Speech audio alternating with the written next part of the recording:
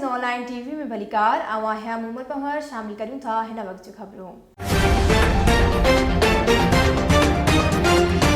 ठिकराडो बरसां गोठ हाजी मोहम्मद सचल महर में मिलादुन्नबी सल्लल्लाहु अलैहि वसल्लम कॉन्फ्रेंस मुनक़द कई वई, जंहिंमें सवें आशिकाना रसूल सल्लल्लाहु अलैहि वसल्लम शिरकत कई।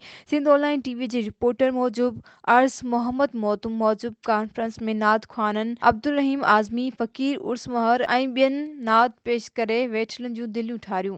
कॉन्फ्रेंस में आलमन मुफ्ती हक नबीशर दोस्त अली सिकंदरी मौलवी आदम चाचड़ गंज बख्श अंडर मियां अमानुल्लाह हुसैनी ऐं ॿियनि ख़िताब कयो।